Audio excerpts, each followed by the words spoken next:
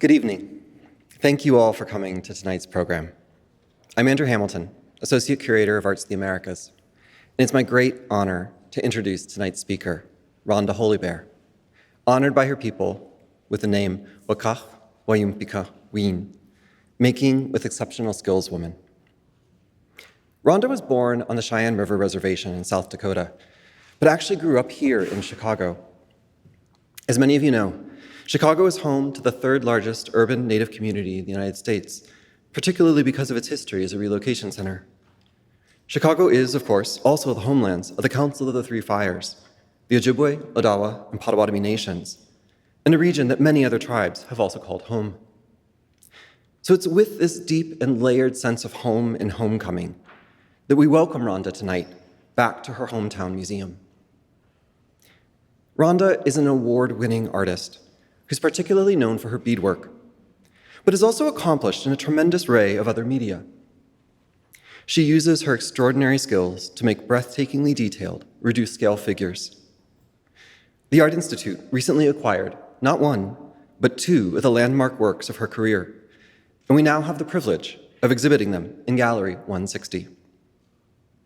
I hope that many of you have had the chance to see them before tonight's program, and that you'll be compelled to revisit them after. I assure you that every time you look at these intricate pieces, you'll see something new. But tonight, we have the rare opportunity to hear from Rhonda herself. You'll see that in addition to being an artist, she's also a knowledge keeper and a passionate storyteller. Please join me in welcoming Rhonda Holy Bear.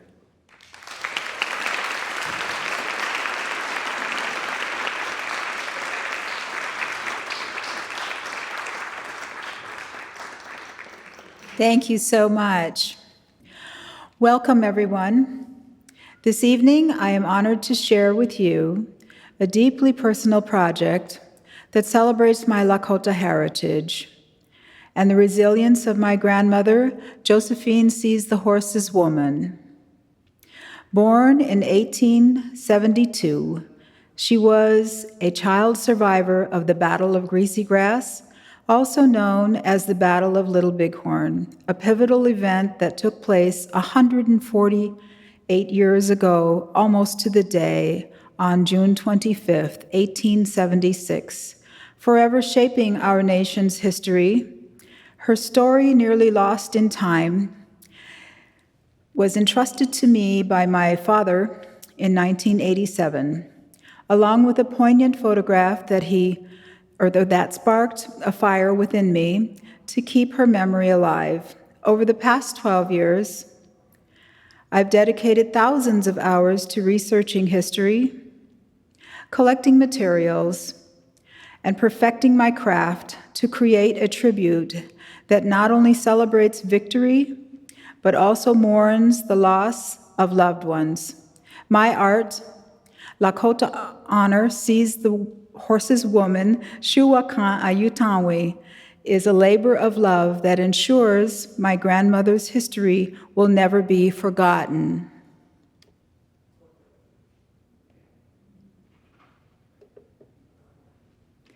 It's a picture of my father and myself in 1987 when he told me this story. Josephine Sees the Horses was born in 1872. Her father and mother's names were Tashunka Itashkanwi. Itashkanwi. Yep, so her name is, meaning his horse, and her white-faced woman. They were from the Ataziptro Lakota band, also known as the Sans Arc, Without Bows band of Lakota people. The family was gathering wild turnips when they saw the dust in the distance. There were soldiers approaching. Everyone ran quickly for cover, and her uncle scooped her up and hid her and other women and children in a nearby ravine. From this hiding spot, my young grandmother witnessed the Battle of Little Bighorn. Tashunka, her father, was killed in the battle.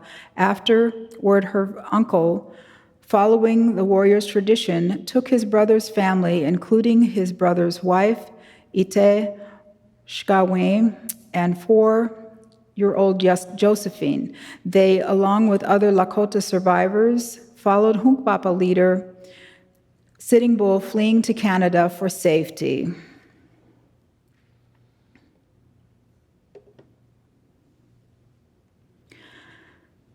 In my sculpture, Lakota Honor, you'll notice that she wears a man's regalia. This was a privilege given to women who were in mourning. As it honored the dead husbands, fathers, and brothers, I've researched this practice a great deal, and here are historic images of women wearing regalia. Therefore, I made Lakota Honor as homage to my grandmother Josephine sees the horse's woman in mourning for her deceased relative.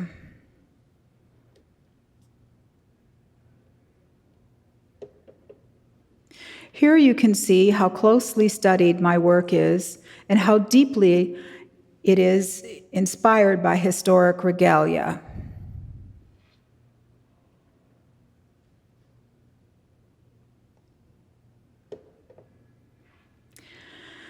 In addition to this regalia, Lakota Honor wears 4 war honor dresses, which are designed and made by the women. With every paint stroke and thread, the war honor dress, widows and sisters wove their hearts and souls into a fabric of remembrance, honoring the memories of their beloved fallen. They shared tales of valor and sacrifices, their voices trembling with grief and pride, and they adorned themselves with the cherished regalia of their warrior relatives. The haunting melodies of war songs echoed through the land, and the women's voices trilling in the distance, imparting a deep sense of reverence and ultimate honor. Their dances stood as a testament to the enduring love and veneration they held. In the sacred state of mourning, they embodied the power of SuWakan, their sorrow and longing transforming into a potent spiritual force. As vessels for the divine, their spirits pierced the veil between the natural and spirit worlds, reaching the heart of Wakantanka, the council comprising 4 sacred beings, We, Shkan, Maka, and Iyan. In response, the Wakantanka Council acknowledged the women's prayers and tears which fell like raindrops by revealing their sacred spirit colors to all in the form of a great rainbow. The mourners remained in a state of SuWakan for a short time, about a month, to receive a blessing from one who had walked the path of grief was a treasured gift. Only those who had traversed the ceremonial journey could be deemed worthy.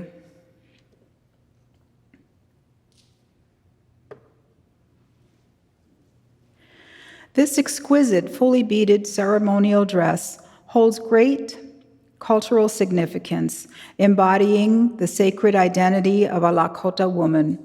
The meticulously crafted beaded design panels are a testament to the harmony between the natural world and the feminine spirit, reflecting the balance and unity of the universe's forces and elements.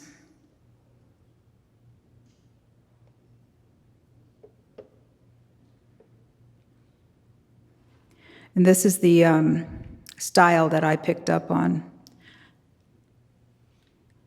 So you can see my work with the 2 writers here, and then you can see these are from beaded vests, and I think one came off of a cradle board.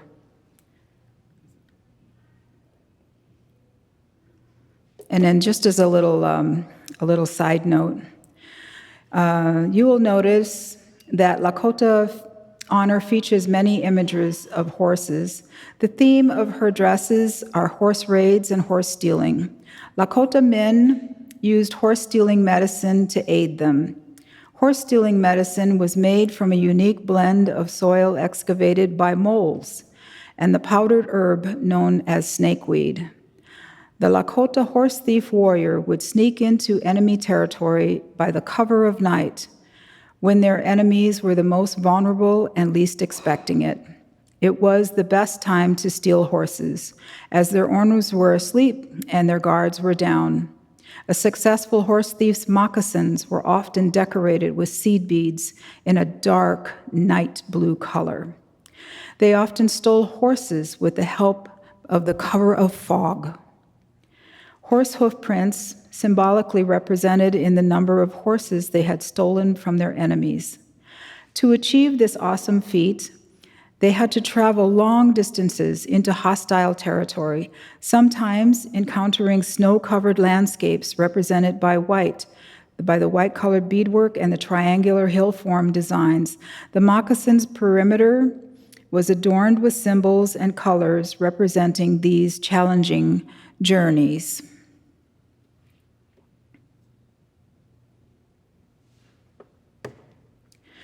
The beaded pictorial style of the Ochete Sakowin, meaning the 7 council fires. I modeled myself after the greatest seed beaters who came before me, masters like Annie Eaglefeather, Nellie Two Bears, Victoria Standing Bear, Lucy Knife Chief, and Jenny Yellow Elk, whose intricate designs and dedication to their craft have always left me in awe. By following their footsteps and learning from their techniques, I strive to create pieces that not only honor their legacy, but also bring my own unique perspective to the art form.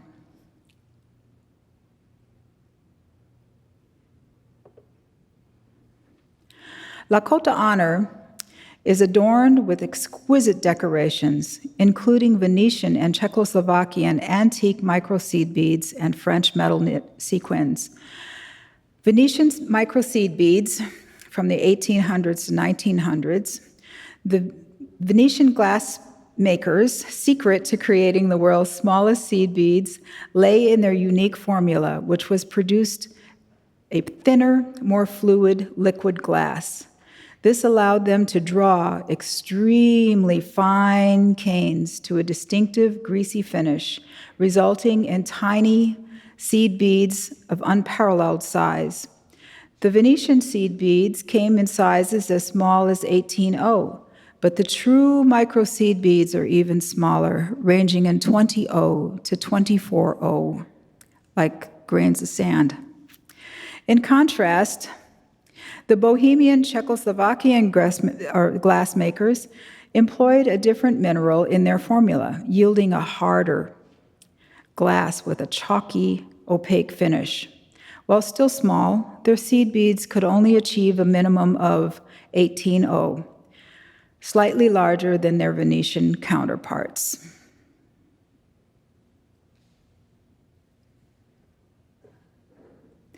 The beadwork showcases 2 main techniques, paha stitch, meaning hill stitch, and trahinshpa numpa stitch, meaning the 2 needle stitch. And needles in Lakota, we say the same word for awl, for the needle. A little needle to us is a little awl. So that's what that means, 2 awls. Additionally, the revered and traditional woshkakbe, prahin, porcupine quill work, meticulously rendered in microscale is among their many ornate adornments.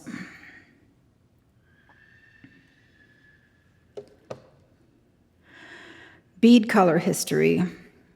Long ago, our Lakota people believed that colors possessed profound spiritual significance and potency, which could only be harnessed and balanced by a skilled Lakota beadworkers who possessed specific artistic abilities. Although glass seed trade beads obtained from European Americans were vibrant and colorful, our Lakota people believed that the outsiders lacked the understanding to harness the potent energies.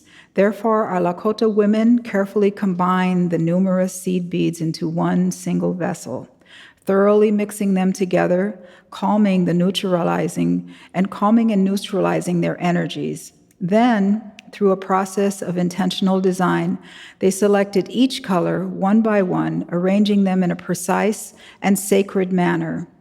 This specific design was revealed to them through divine inspiration, received after sincere prayers and meditation, often manifesting in the form of a dream.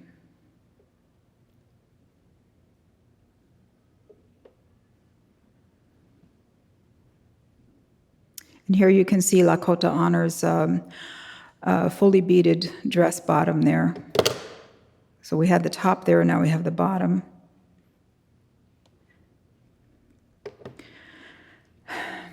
And the red porcupine quill work. In my artwork, you'll find a predominant feature, the red porcupine quill work, known in our Lakota language as wehiu, flowing blood. This symbolic art form is represented by the abundance of red dyed porcupine quills, which embody the delicate balance between life and death. Porcupine quills are also used in the wrap slats found on the pipe bags and long streamers adorned with tin cones representing arrowhead tips, powerfully symbolizing the bloodshed and bleeding that resulted from the arrow's penetration. This representation honors the resilience and strength of our Lakota people. The porcupine quill wrapped streamers that feature medicine balls filled with an herb called wapewashtemana. It means like a Lakota perfume. It was worn tied to the ends of the braids. Its sweet smell brought about the good spirits. Trick stitch, the word closest to art in Lakota Api, the Lakota language, wo wayupikte, wo wayupikte, meaning extraordinary, ingenious, clever skills. Dakota anthropologist Ella Deloria coined the term trick stitch to describe the indigenous process and techniques employed by expert quill workers. These skilled women used specialized methods to soften, flatten, and fold quills, culminating in stitches so expertly hidden that they appeared magical to the viewer's eye, thus the term trick stitch.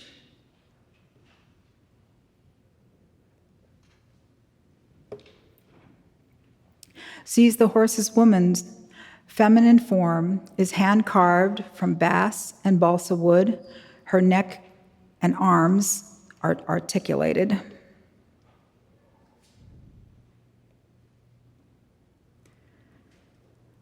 Lakota Honor's finishing touch with the creation of her eagle feather headdress, her crowning glory, is from the Strong Heart Society, Chante Tija, the horned eagle feather headdress. All that was required for a society member upon initiation was to pledge valiantly to defend the tribe, support those in need, and uphold a virtuous character. And they were also very generous.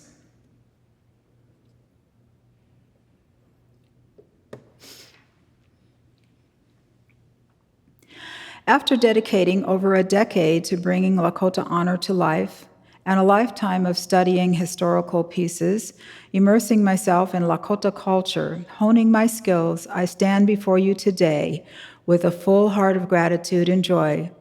My journey has been one of love, respect, devotion to craft, and now I am humbled to see my art, Seize the Horse's woman, SuWakan Ayutan Win, and Assiniboine man take their forever home in the prestigious Art Institute of Chicago.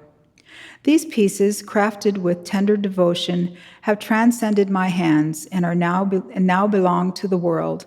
May they continue to radiate the love and the spirit fueled their creation,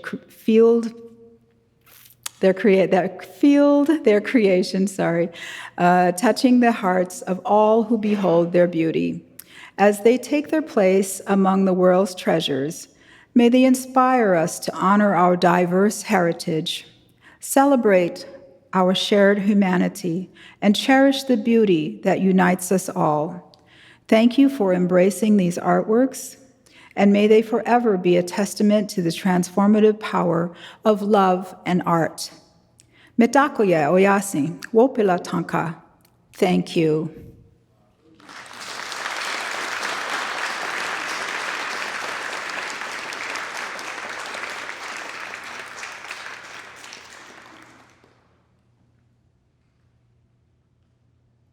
Thank you so much, Rhonda. That was amazing. I was going to, I'll just flip forward, I think, to this slide here, so that we can look at Lakota Honor and all her glory.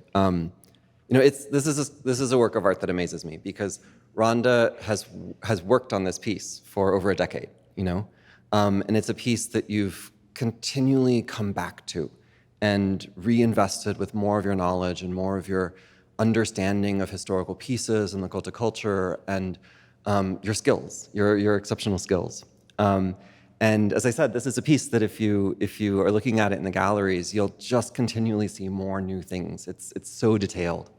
In your presentation, Rhonda, you so beautifully walked us through a lot of the techniques of beadworking and quill working that you've worked on such a minute scale to create this piece. But I know that there are so many additional skills that you've invested in this. I think you said that there's 32 different techniques that you learned and invested in making this. So we have here some of the pictures of detail shots of some of the many components of a regalia that you've made. And I don't know if there's some that you'd want to point out some of the other techniques for. Yep. So her dress mainly talks about the man's war honor, but there's also on her belt her honors. So all of her accomplishments as a woman, and so that utility belt that she's wearing has symbols of the woman's industry, because that's what she did. He went to war, he did the hunting, he did all of that stuff. And then hers was the home, and hers was tanning hides and butchering, animals, and making all of the artwork, and striking up a fire, to welcome guests into her home. And her spoon, her ladle, was for soup. And then that's all hung on a belt, on the back of, you can see that's the back side of her. And then she also holds a pipe bag, which would have been his pipe bag, and there's a pipe that goes along with it. And then all of that red that you're seeing, that's, like I said, the dyed red porcupine quills represent life and death. So bleeding, long, like flowing bleeding, that's what that represents. But on her belt, again, let me go back to that, because we have the knife, which is the mila, and that was the ultimate symbol of her industry. And also the strike-a-light bag, which contained the flint, and that was what she struck up the fire with. And I love this knife because you can actually pull the knife out of the sheath, and there's a sharpened blade on the knife. It is an actual knife. Yep. And then you made this spoon out of actual horn, right? Yes, it's made out of horn. Yep. And over here we can see the hide scraper, right? Yes, that's the wahinka. Yeah, that's her wahinka. And the wahinka was made by her husband as a wedding gift. And it was only for her to use. And she used it to mark her accomplishments, how many children she had, how many hides she tanned, how many maybe teepees, if she was a teepee maker, how many of those that she made. So all of her accomplishments, she kept her running tally, on that wahinka.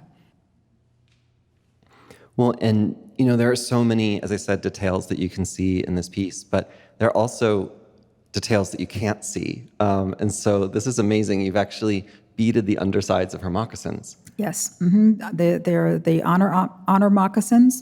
Often people think that they're only for burial, but they were actually made to honor one's life from the time that they were very small, like a child when it very first stood upon the earth, when it was getting ready to walk. They would dress in fully beaded moccasins because it was the first time that the spirit within the body, the feet touched the ground and was going to walk. And so they call this like honoring, standing holy is what they would call this.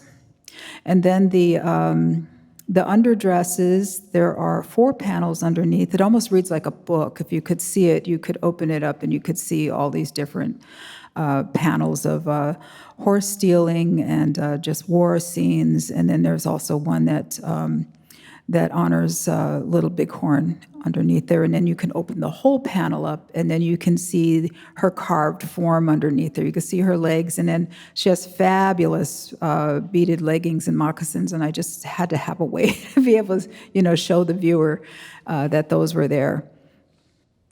And, this was such a wonderful installation to work on with Rhonda, because obviously there's so much knowledge that you've invested in it and embedded in the object. And we were trying to think of ways in the museum to try and communicate as much of that as possible as we could within the gallery. So Rhonda and I put together this panel that I hope everyone will take some time to read and explore. But it has all of the Lakota words for various different components of her regalia. And then definitions. And we were thinking that this was sort of almost kind of could be like a scavenger hunt in the gallery where people could look at the panel and then try and find everything. the minute object that's hanging from her belt or under her.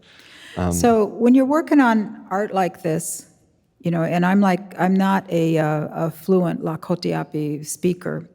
I've only just been learning for about 6 years, but my grandparents were full speakers, and so was my mom. But I just grew up in the 1960s when television and the Beatles and all of that was really hitting us really, really hard. And I went away to boarding school, and we just didn't speak it a whole lot. But I can't leave that out because it would be incomplete to not have the language, because the language is so deeply spiritual, and there are things that you cannot say, you cannot describe what it means without the language, because the language is a spiritual language. So that has to be there. So I had to start to learn to speak the language. So I've been studying. I can't really talk, hold a conversation with anyone yet, but I really have learned, try to learn the words as much as I can, every day. Well, and I, one of the great resources that we used while we were making the panel is the New Lakota Dictionary. So it's actually an app that you can download onto your iPhone from the App Store. And you can look up all the different words. And then there's actually pronunciations and recordings in male and female voices of how to pronounce the words. So yes, and it's really interesting. If you just get it on your phone, you can start to study it yourself, and you can start to learn all of these things. Because like I said, there's in the Plains culture or any Native American culture, we name things after things that we see out there in nature. So things that remind us of things, we'll name it. Like for instance, our bread.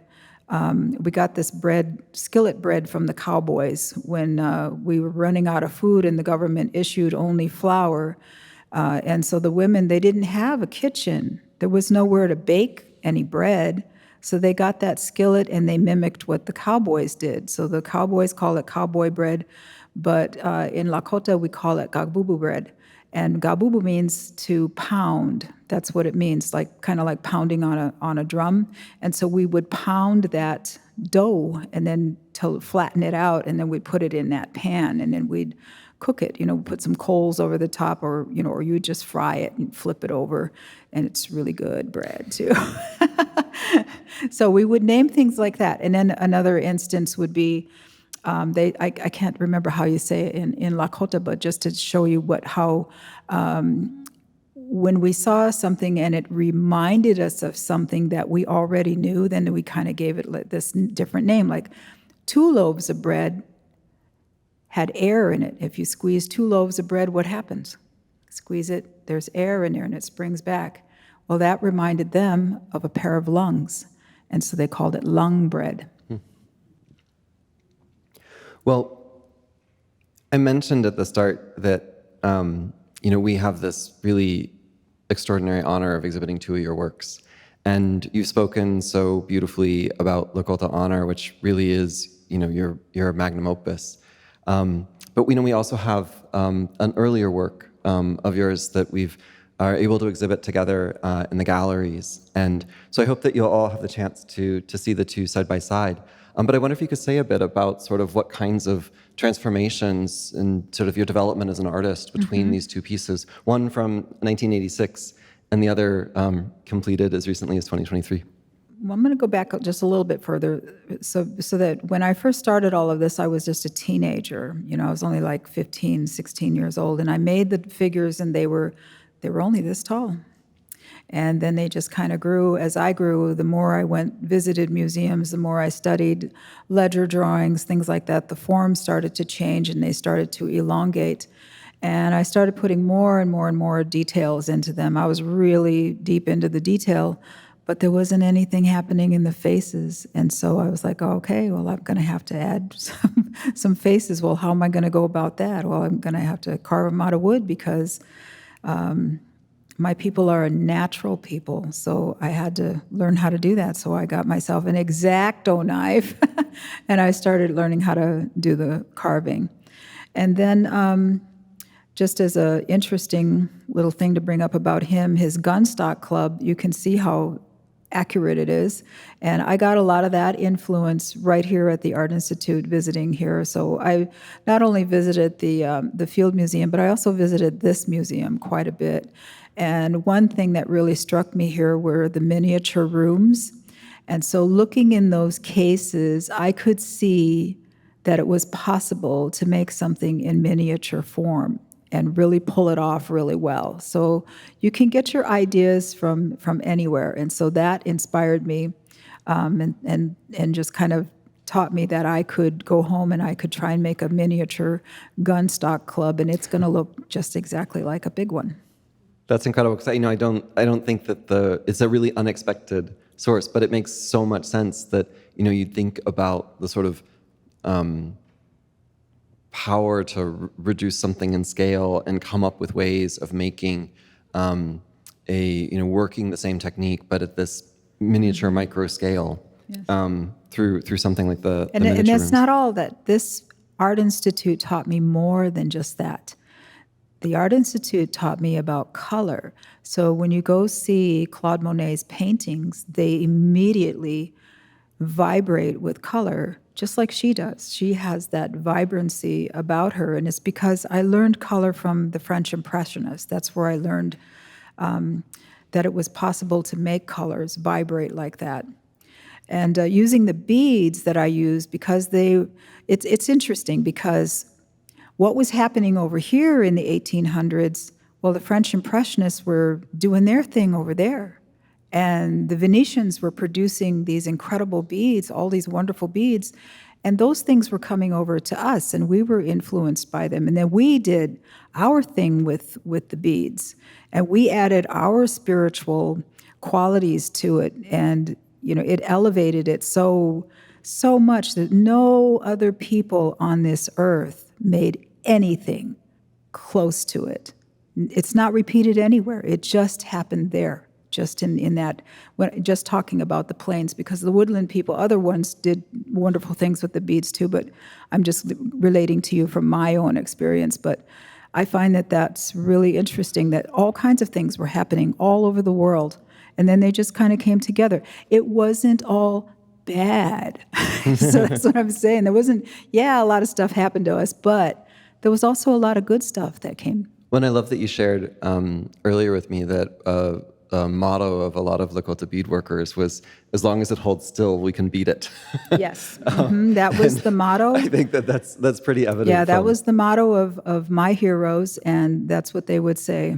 We can beat anything if it can hold still.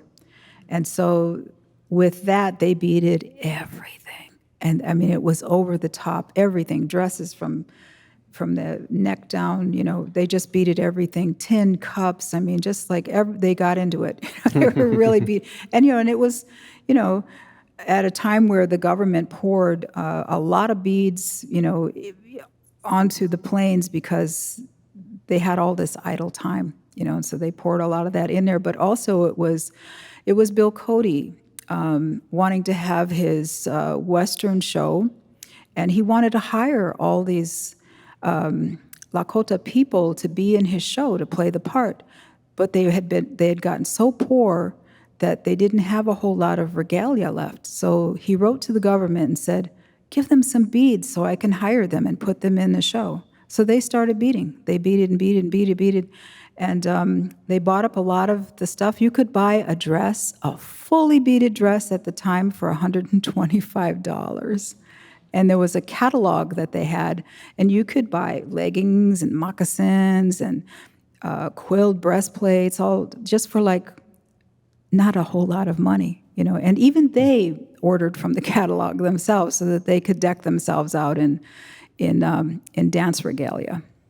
Well, so Rhonda, you were mentioning that with this piece, you had started teaching yourself to make the faces from wood. Mm-hmm. So this was actually the first piece that you made. Yes, that's the first where one. The head is actually carved from wood, but underneath the body is actually a wire armature, right? Yeah, so the body started out, they were cloth with wire armature underneath them.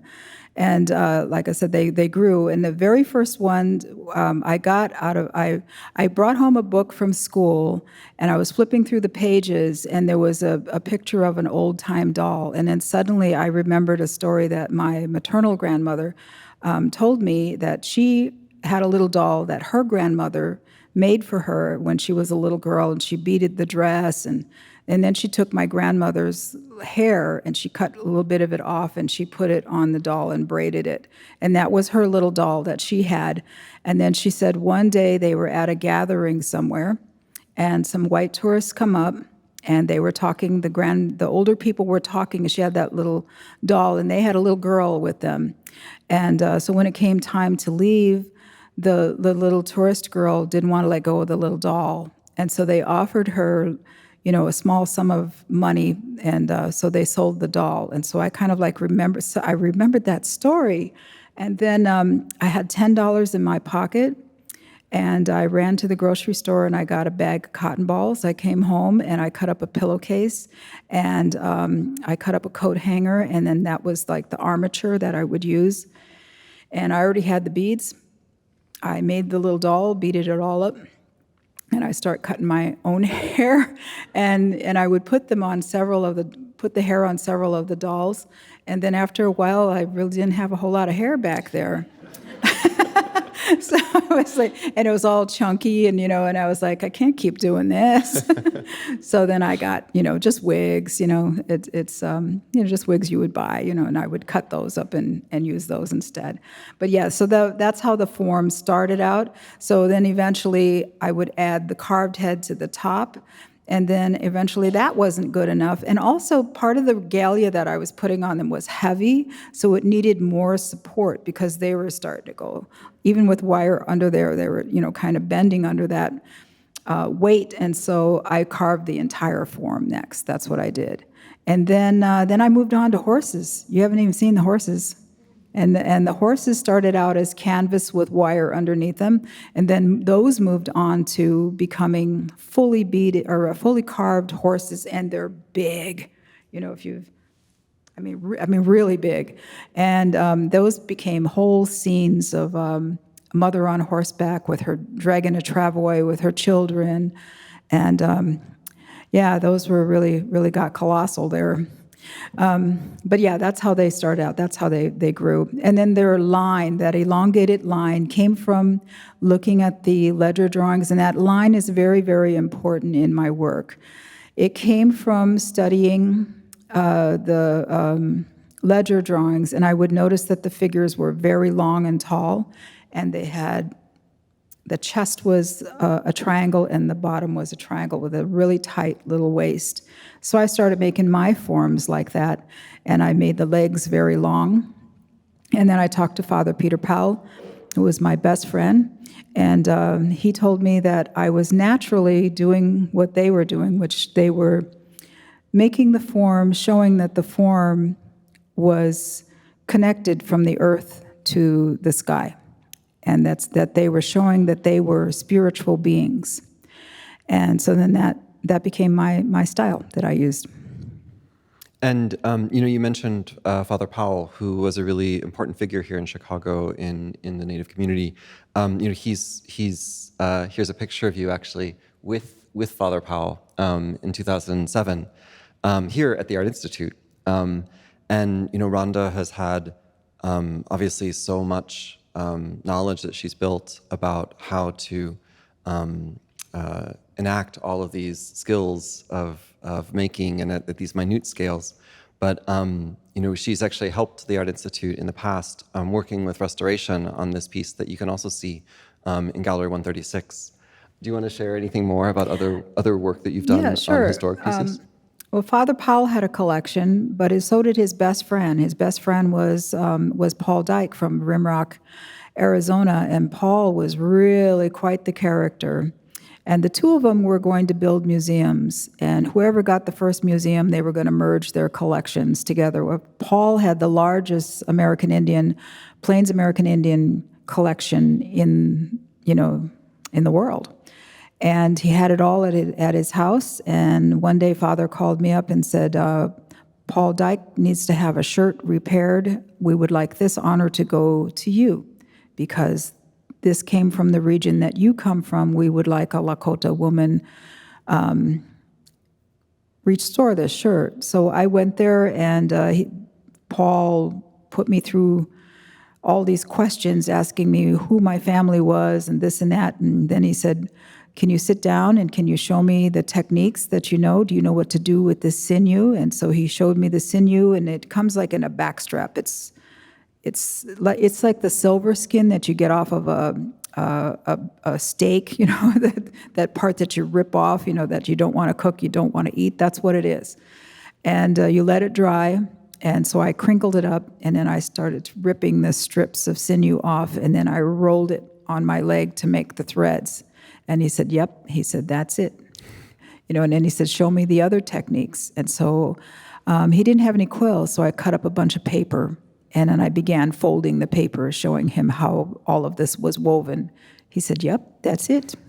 And then he said, you're hired. So I worked there, and I restored several things. He had a little doll that needed restoring, a Blackfoot dress that needed restoring, and I got to see the collection. Nobody got in there to see that collection. Nobody. And so I felt very honored that he allowed me to see it. And at first I only saw little bits of it.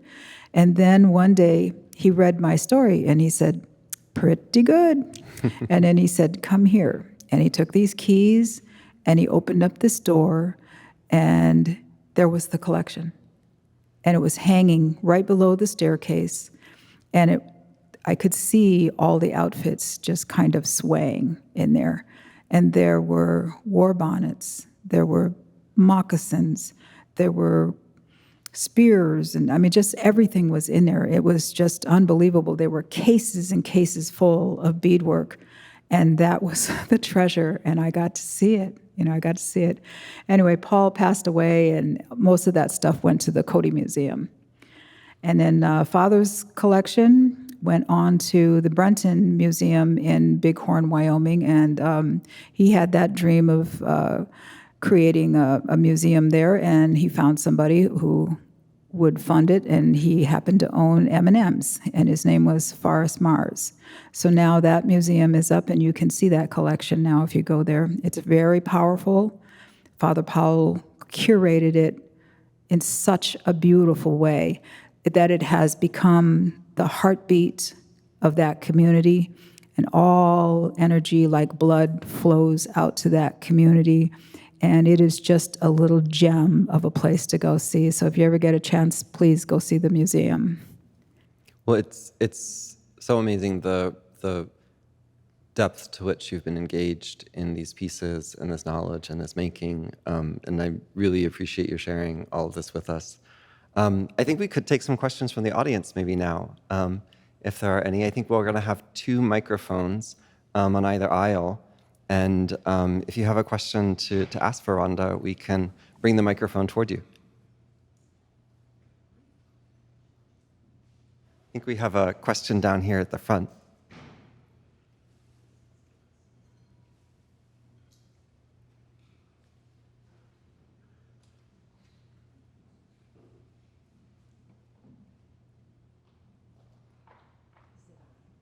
Okay.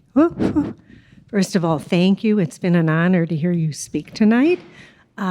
On one of your figures, I think it was the larger one, there were several layers of the skirt, and you had painted a horse stealing scene. I have 3 questions. One, what was the medium of the paint you used on that? Second, underneath those layers, you said there's about 4 layers to the front skirt panel. Are there other details, either paint or beads, underneath each of those hidden? And third, what is the height of the overall piece? Thank you. It's about 23 inches, right? About 23 inches tall. That is how tall the figure is. I make some even taller than that. The painted dress panels underneath are painted with Daniel Smith watercolors. And I think I used some gouache maybe on the very last painted panel that I had, because I probably ran out of paint. That was what I had.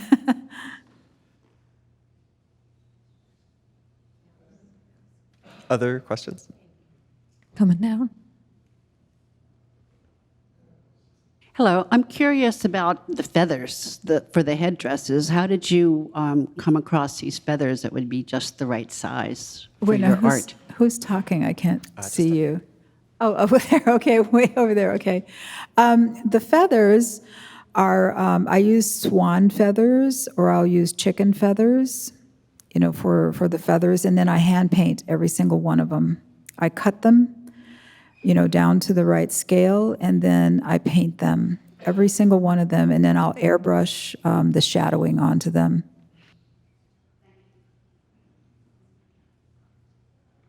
Here. We have a question in the front, too, right here. Okay.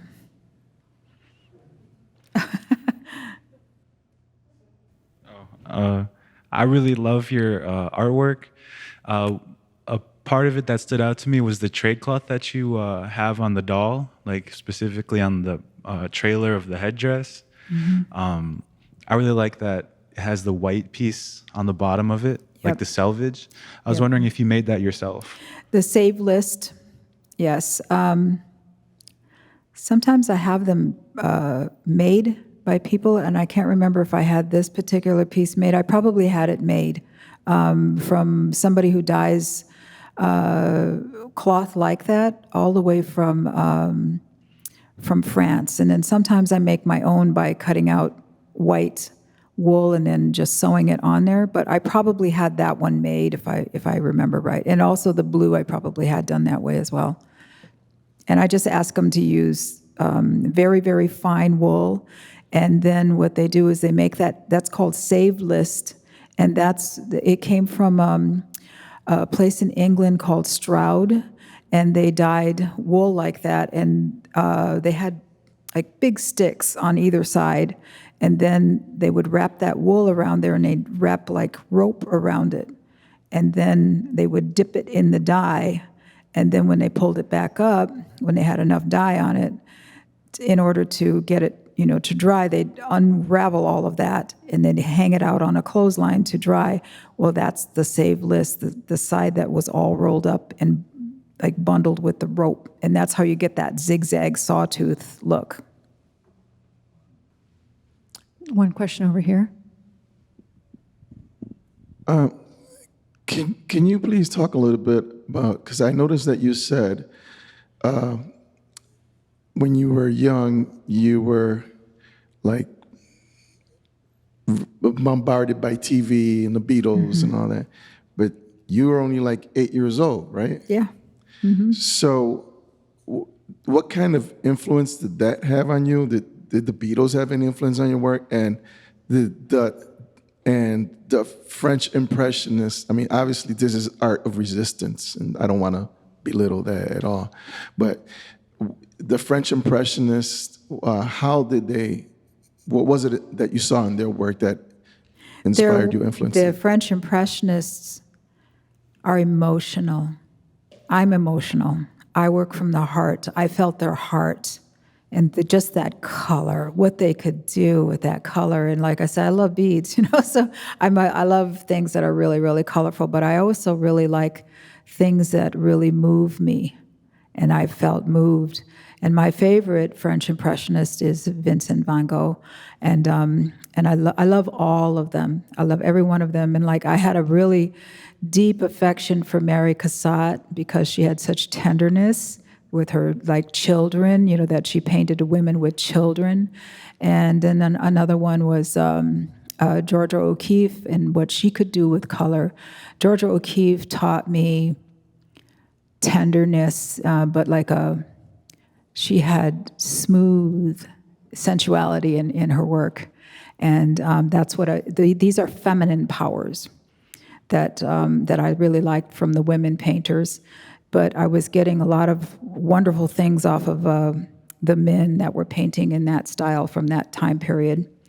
And like I said, I was interested in, we were doing all this in the 1800s. What were they doing over there? And when I came here, I saw what they were doing. And I wasn't afraid to look beyond my own culture and enjoy what other cultures were doing. Like I really had a really big thing for the Egyptians. Man, I loved all the things that the Egyptians did. And I mean, really, I would go visit those mummies all the time at the Field Museum.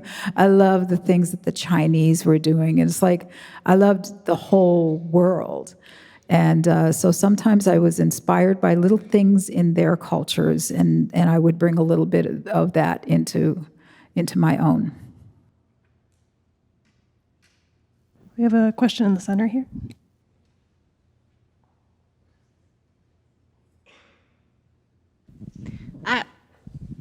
I'm curious about the actual logistics of stringing these teeny tiny beads, because like maybe the Lakota Indians back way when wouldn't have the technology to make a needle that small. So would they just use like horse hair, tail hair, or how do you actually string those tiny beads? The little tiny beads, they didn't really use a whole lot of them because they were making regalia for themselves. So they would use the much larger sizes. They didn't really want those little tiny beads because they really couldn't get it done fast enough if they used those little tiny beads. That's like more of a recent addition to the art form. And these little tiny beads were off of the market for years and years and years because of the Iron Curtain. And then when that Iron Curtain fell, they started allowing some of these beads to come to this country like in the 1980s. And that's when I would first start to see them on the market. And I started snatching them up then, and it's led me on this hoarding hunt for, for years and years. When the Lakota women did their beadwork, they valued the sinew threads that I was talking about. The tendons is what they used for thread. And so the older people really valued that. And it had a certain texture when you would use that as your thread. It made the beadwork have a hardness to it. So if you've ever run your fingers across a panel of beadwork, you'll feel there's a hardness in it. And that's because when the sinew dries, just like if your dog had a rawhide bone, what happens? It softens up and then it shrinks again when it gets dehydrated. And the same thing happens with the sinew thread. So they would run it through their mouth and wet it, and then that made it pliable enough that they'd pass, through the beads and sew, just like that. And they sewed on the surface of the skin. They didn't go all the way, didn't poke a needle all the way through. It was done by picking up a layer of the skin and sewing it that way. And then later on, they would be introduced to steel needles and cotton threads, and then that would become the thread that they would use. And then the little tiny beads, the little micro sizes, there's only one beading needle in the world that can fit through those. And they threatened to go out of business, and boy, all the beaters raised hell with them. So you cannot go out of business. And so they decided, well, okay, we'll keep making that needle. And but that's the only needle that can pass through those. And then how they were strung and how they were brought here to this country. There were the wives of sailors in Venice, and so the sailors would go off for months at a time, and then they were making all these seed beads, and they would load them onto ships. Like sometimes they didn't finish the beads in Venice or Murano. They would ship them to Czechoslovakia to be finished. In their rough state, they would ship them there, and then they would be polished up, and then they would be shipped back. And so when they were loading up all of these beads, what would happen is somebody would drop a box of beads, and then you had thousands of beads laying on the dock. And so somebody got the bright idea to say, somebody's got to put these on some strings so that this doesn't happen. Well, who can do all that labor? All these housewives, you know. And those housewives in Venice, they sit outside, and I don't know if you've ever seen pictures of these women in Venice. They sit and they make pasta outside. And so they were already used to doing something like that. And this helped these women put bread on the table while their husbands were away at sea. So they might have 30 long needles. They were very, very fine, and they had a tray in front of them, and it was filled with the beads, and they would take those long needles and they would scoop up all of the little beads and string them up. And then however long the tray was, that was their unit of measurement for each string. So they might get, 30 of those, and then they put them together, and then they'd twist it. And then that became the hank, and then they would tie several of those together, and that became the master hank. And then they would put those all in a box. No more spilling beads. I think we had one last question maybe here in the center. Right up here? Yeah? Or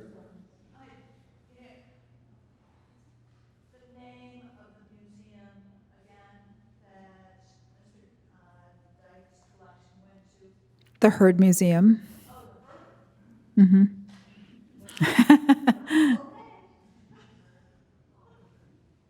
well, The Heard Museum is where Maternal Journey is. That's my horse piece, my famous horse piece. That's where she's at. well, thank you so much, Rhonda, for such an incredible evening of sharing so much of your work and knowledge with us. It really was a pleasure, and we've learned so much. Thank you. Thank you.